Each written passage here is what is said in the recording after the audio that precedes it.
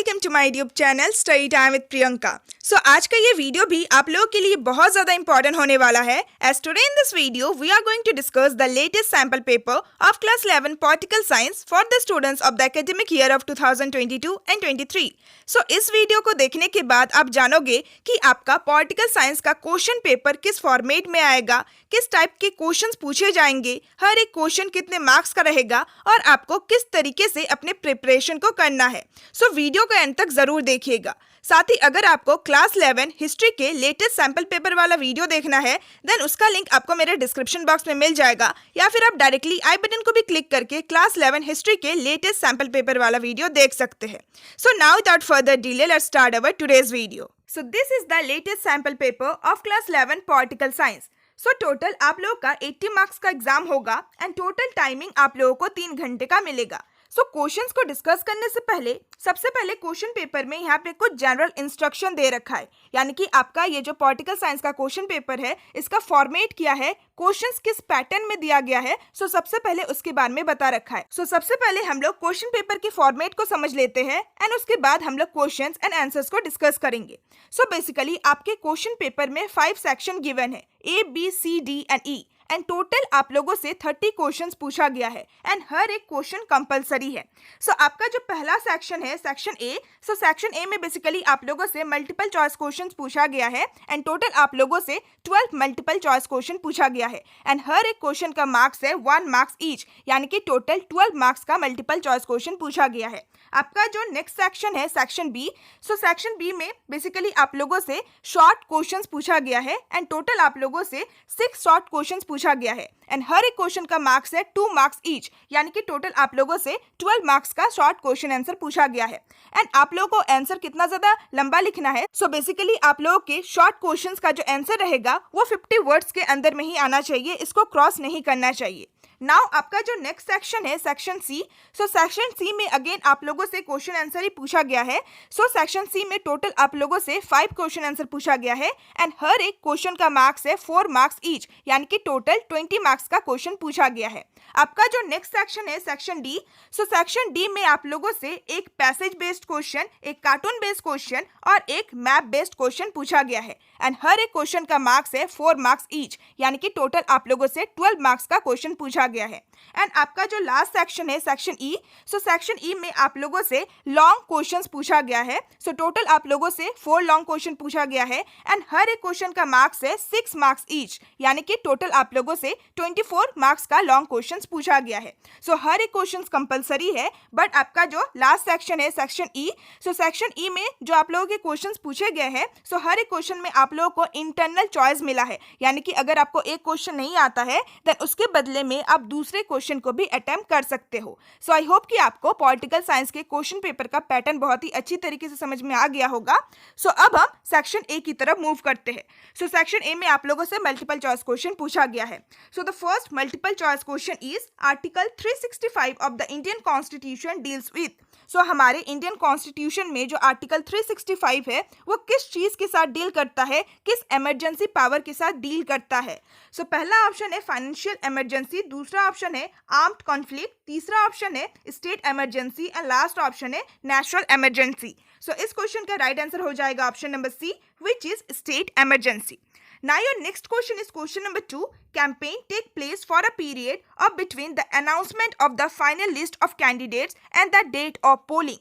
Basically election के time period में जो कैंपेन होता है, जो प्रचार होता है, बेसिकली कैंडिडेट्स का फाइनल लिस्ट अनाउंस होने के बाद और डेट ऑफ पोलिंग, यानी कि इलेक्शन के टाइम पीरियड से पहले कितने टाइम पीरियड के लिए कैंपेन किया जाता है बाय द कैंडिडेट्स।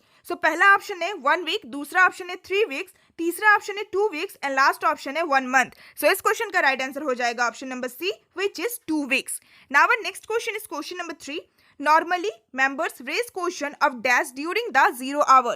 पार्लियामेंट में जो 0 आवर रहता है, 0 आवर के टाइम पीरियड के दौरान जितने भी MPs हैं, मेंबर ऑफ पार्लियामेंट, वो लोग नॉर्मली किस टॉपिक के ऊपर क्वेश्चन को रेज करते हैं। सो पहला ऑप्शन है फाइनेंस, दूसरा ऑप्शन है मनी बिल, तीसरा ऑप्शन है फंडामेंटल राइट्स एंड चौथा ऑप्शन है पब्लिक इंटरेस्ट। सो इस क्वेश्चन का राइट आंसर हो जाएगा option number D, which is public interest. Now your next question is question number 4. Which of the following country has a semi-presidential executive system? So इन सारी countries में से किस country में semi-presidential executive system होता है? So पहला option है Canada, दूसरा ऑप्शन है श्रीलंका, तीसरा ऑप्शन है जापान एंड लास्ट ऑप्शन है जर्मनी। सो इस क्वेश्चन का राइट आंसर हो जाएगा option number B, which is Sri Lanka. Now your next question is question number 5। So question number 5 में आप लोगों से assertion एंड रीजन वाला क्वेश्चन पूछा गया है। सो सबसे पहले हम लोग assertion को पढ़ते हैं। So the Motilal Nehru committee had demanded a bill of rights as far back as in 1928। So basically Motilal Nehru committee ने बिल ऑफ राइट्स के बारे में बहुत पहले ही डिमांड कर दिया था 1928 के टाइम पीरियड के दौरान। एंड इसका रीजन है when India become independent and the constitution was being prepared, bill of rights was ignored. So जब इंडिया को इंडिपेंडेंस मिलता है और जब इंडिया का कॉन्स्टिट्यूशन प्रिपेयर होता है, सो उस टाइम पीरियड के दौरान बिल ऑफ राइट्स को इग्नोर कर दिया गया था। So let's check out the option first. So पहला ऑप्शन है both A and R are true and R is the correct explanation of A. दूसरा ऑप्शन है both A and R are true but R is not the correct explanation of A. तीसरा option है A is true but R is false and last option है A is false but R is true. So इस question का right answer हो जाएगा option number C, which is A is true but R is false, यानी कि assertion सही है but इसका रीजन गलत है। Now let's move to our next question. So question number 6 में भी again हम लोगों से assertion and reasoning वाला question ही पूछा गया है। So the assertion is Indian secularism permits state supported religious reform and इसका reason है personal laws manifest community specific right. So again we have the same option. So इस question का right answer हो जाएगा option number B, which is both A and R are true but R is not the correct explanation of A. यानी कि assertion and reasoning दोनों ही सही है but reason assertion का सही एक्सप्लेनेशन नहीं है। Now our next question is question number 7. Which of the following is a political doctrine of equal rights for women and men? So इनमें से कौन सा एक ऐसा political doctrine है जो कि men and women के लिए equal rights की बात करता है? सो पहला ऑप्शन है फेमिनिज्म, दूसरा ऑप्शन है गांधीज्म, तीसरा ऑप्शन है सोशलिज्म एंड लास्ट ऑप्शन है इक्वलिज्म। सो इस क्वेश्चन का राइट आंसर हो जाएगा option number A, which is feminism. So feminism एक ऐसा पॉलिटिकल डॉक्ट्राइन है जो कि मैन एंड वुमेन के इक्वल राइट्स के लिए बात करता है। एंड फेमिनिस्ट बेसिकली ऐसे मैन एंड वुमेन को कहा जाता है जो कि ये मानते हैं कि सोसाइटी में मैन एंड वुमेन के बीच में जितने भी इनइक्वलिटीज है वो ना तो नेचुरल है और ना ही जरूरी है। सो इसीलिए सोसाइटी में हमें मैन एंड वुमेन की इनइक्वलिटीज को खत्म करना चाहिए, उसमें चेंजेस लाना चाहिए ताकि मैन एंड वुमेन सोसाइटी में इक्वल एंड फ्री लाइफ जी सके। Now our next question is question number 8. The President of India can nominate to the Rajya Sabha dash member. So हमारे इंडिया के जो प्रेसिडेंट है वो राज्यसभा के कितने मेंबर्स को खुद से नॉमिनेट कर सकते हैं?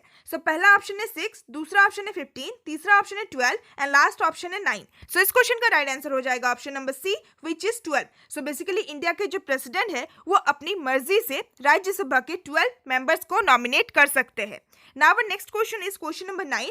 Which of the following elements is responsible for the promotion of nationalism? इनमें से कौन सा एलिमेंट नेशनलिज्म को प्रमोट करने के लिए रिस्पॉन्सिबल होता है?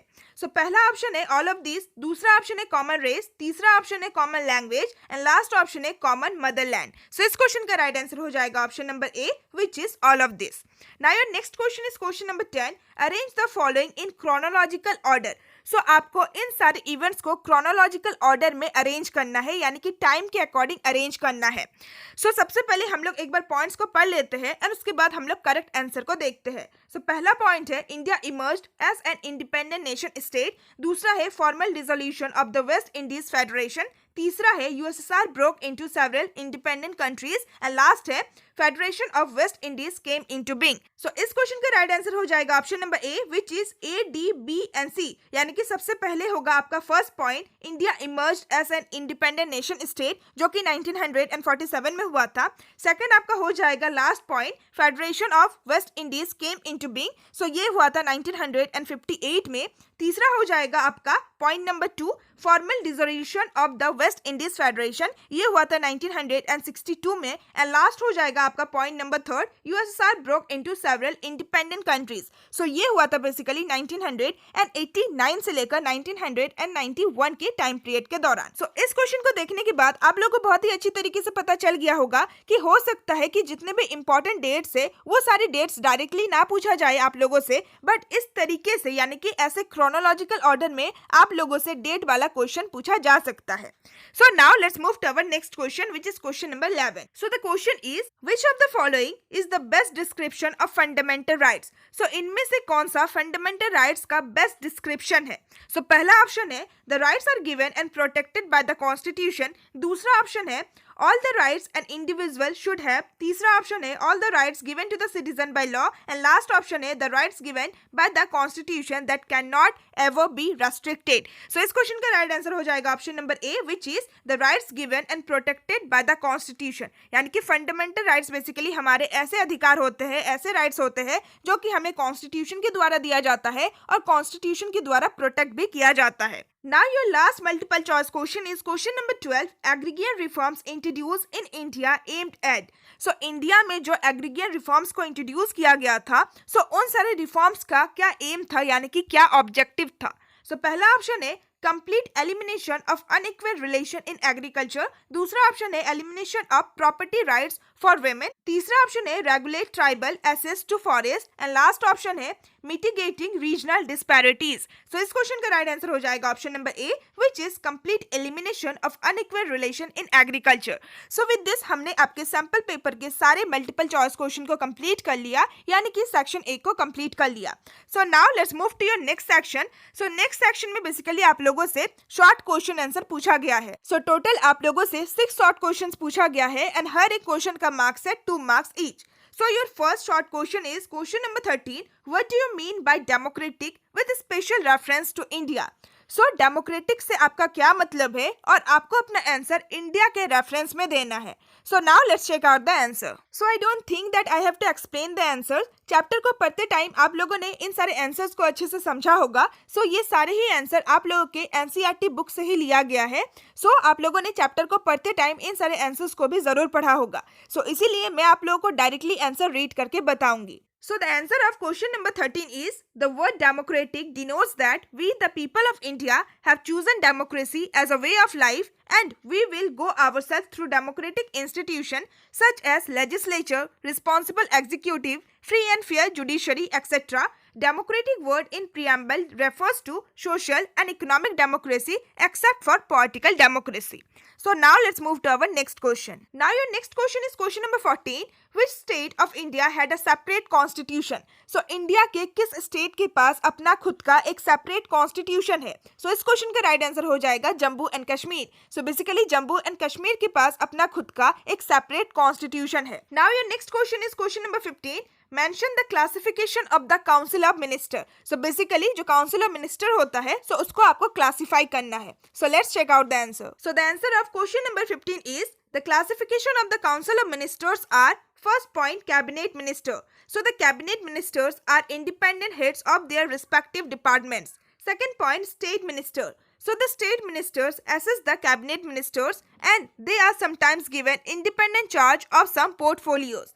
Third point, deputy ministers. So the deputy minister do not have any independent department but assist either to cabinet or state minister. Now let's move to your next question. Now your next question is question number 16.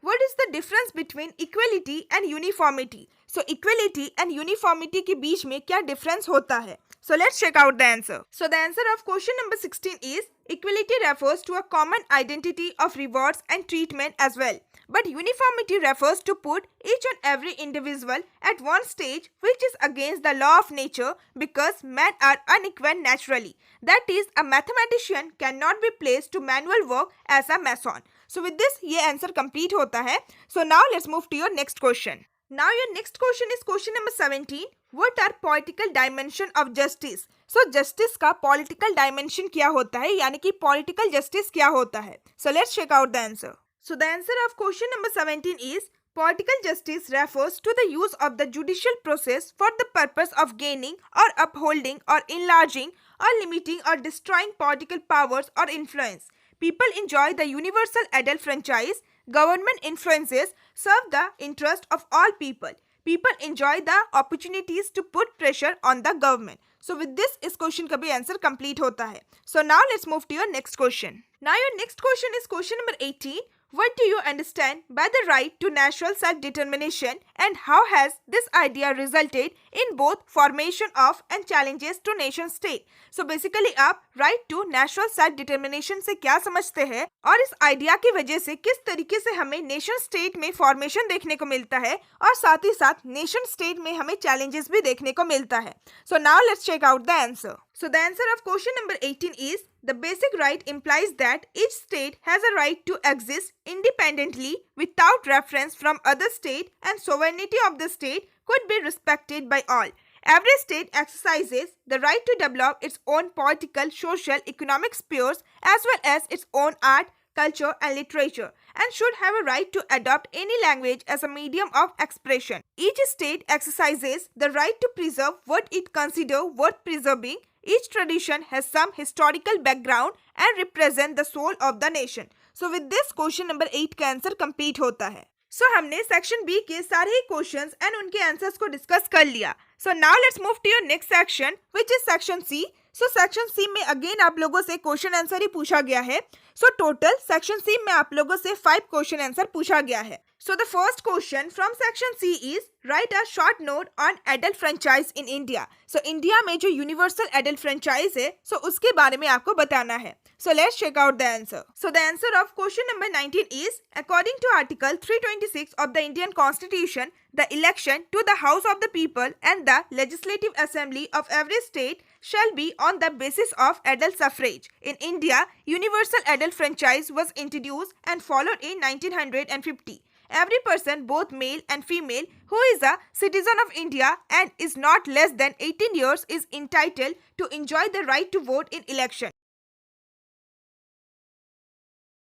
A citizen of India of 18 years who is otherwise disqualified on the ground of non-resident, insanity, corrupt practice is not entitled to be registered as a voter. So with this question number 19 का answer complete होता है. So now let's move to your next question. Now your next question from section C is question number 20. Describe the appellate jurisdiction of the Supreme Court. So Supreme Court का जो appellate jurisdiction होता है, so उसको आप लोगों को describe करना है. So let's check out the answer. So the answer of question number 20 is Supreme Court is the highest court of appeal in the country. It hears appeal against some decision of the High Court in 3 types of cases. So पहला case है in civil case. An appeal can be made in the Supreme Court if the High Court certifies that a substantial question regarding the interpretation of a law is involved. Second है criminal case. So an appeal against the decision of any court can be made in the Supreme Court. And तीसरा है constitutional cases. So in constitutional cases, an appeal can be made in the Supreme Court if the High Court certifies that the case involves a substantial question of law as to the interpretation of the Constitution. So with this question number 20 का भी answer complete होता है. So now let's move to your next question. So your next question is question number 21. Define the term duty. So duty क्या होता है and mention any 2 legal and 2 moral duties. और आपको 2 legal duties और 2 moral duties को mention करना है. So let's check out the answer. So the answer of question number 21 is a duty is an obligation. It is something that one is expected or required to do by moral or legal obligation. It is such an obligation by virtue of which we are bound to do something or refrain from doing so because another person has the right to expect some action from us. A duty therefore has both positive and negative aspect. Now next हमें legal duties के बारे में बता रखा है. So an individual is legally bound to perform legal duties. So कोई भी individual legally bound होता है legal duties को perform करने के लिए. So legal duties का कुछ example भी दिया गया है, जैसे कि पहला example है allegiance. So every citizen has allegiance to the state to which he belongs. He must defend the state against all enemies and danger. Second example है obedience. So every citizen has the supreme duty of obeying the law. And third example है payment of taxes. So it is the duty of the citizen to pay taxes that are legally imposed on him. The state has the right to tax its citizen who should pay all these taxes without any hesitation. Now next हमें moral duties के बारे में बता रखा है. So citizens are not legally bound to perform these duties. So basically moral duties ऐसे duties होते हैं जिसके लिए citizen legally bound नहीं होते हैं इन सारे duties को perform करने के लिए. So moral duties का भी 2 example दिया गया है. So पहला example है good moral character. So a citizen must have a good moral character like lending a helping hand to the poor and downtrodden, vacate the seat marked for senior citizen and women in public transport. And second example है promote a spirit of patriotism. So respecting the national flag and national anthem is one of the moral duties of the citizen. So with this आपका question number 21 का भी answer complete होता है. So अब बढ़ते हैं next question की तरफ. So your next question from section C is question number 22. The following are some proposal for making the parliament more effective. So नीचे यहाँ पे कुछ proposal लिखा गया है parliament को ज़्यादा effective बनाने के लिए. State if you agree or disagree with each of them and give your reason. So आप इन तीनों प्रपोजल से एग्री करते हो या फिर डिसएग्री करते हो. सो आपको ये बताना है. एंड अगर आप एग्री करते हो देन इसका रीजन भी आपको देना पड़ेगा और साथ ही साथ अगर आप डिसएग्री करते हो देन इसका भी रीजन आपको देना पड़ेगा. Explain what would be the effect if this suggestion were accepted. साथ ही आपको ये भी बताना है कि अगर इन तीनों प्रपोजल को इन तीनों सजेशन को एक्सेप्ट कर लिया जाता है देन इसका क्या इफेक्ट पड़ेगा.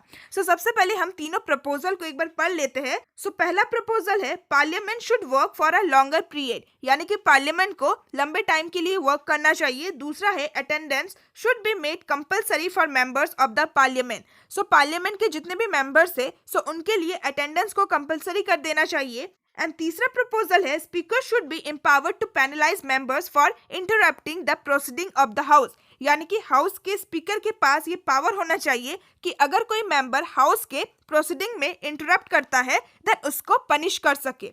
सो ये 3 प्रपोजल है. So now let's check out the answer. So the answer of question number 22 is, so first proposal का आंसर है we agree that parliament should work for a longer period. The session of parliament should be for a longer period. At present, many bills are passed without thorough discussion. By increasing the time, members will get more time for discussion and public interest will be protected in a better way.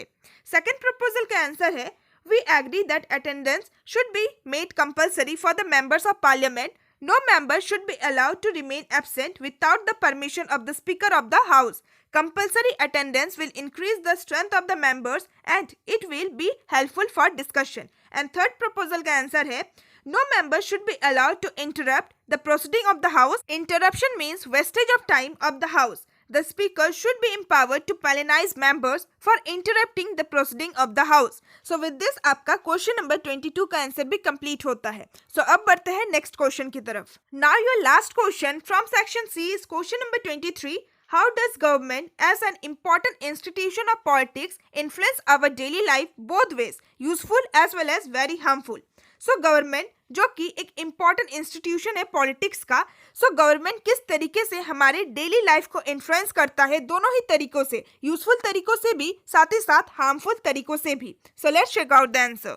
So the answer of question number 23 is the government is an important institution of politics. What the government does is relevant because it affects the life of the people in different ways. So the first point, government determine our economic policy, foreign policy and educational policy. These policies can help improve the life of the people. And the second point, if the government is inefficient or corrupt, it can endanger people's life and security. If the government in power allow any conflict to become violent, markets and schools are closed down there. So with this आपका question number 23 का भी answer complete होता है. So हमने section C के सारे ही questions and उनके answers को डिस्कस कर लिया. So बाकी के 2 सेक्शन को हम अपने नेक्स्ट वीडियो में डिस्कस करेंगे क्योंकि ये वीडियो ऑलरेडी बहुत ज्यादा लंबा हो गया है. So section number D and E को हम अपने नेक्स्ट वीडियो में डिस्कस करेंगे. So नेक्स्ट पार्ट मैं बहुत ही जल्दी अपलोड कर दूंगी. So अगर अभी तक आप लोगों ने मेरे चैनल को सब्सक्राइब नहीं किया है देन प्लीज जरूर कर लीजिएगा. साथ ही साथ बेल आइकन को भी प्रेस कर दीजिएगा ताकि जैसे ही मैं नेक्स्ट पार्ट अपलोड करूँ आप लोगों को नोटिफिकेशन मिल जाए. सो आई होप कि आपको आज का ये वीडियो बहुत ज्यादा हेल्पफुल लगा होगा. सो अगर आपको वीडियो अच्छा लगा then please like my video and share my video with your friends and classmate, ताकि उन लोगों को भी क्लास 11 पॉलिटिकल साइंस के सैंपल पेपर के बारे में पता चले। साथ ही साथ प्लीज कमेंट में डाउन कि आपको आज का ये वीडियो कैसा लगा। And again I am requesting you all कि अगर आपको क्लास 11 हिस्ट्री के भी सैंपल पेपर वाला वीडियो देखना है दैट उसका लिंक आपको मेरे डिस्क्रिप्शन बॉक्स में मिल जाएगा। सो विद दिस आज का ये वीडियो एंड करते हैं। So now see you all soon in my next video. Till then, bye bye and stay tuned in my channel and thanks for watching my video.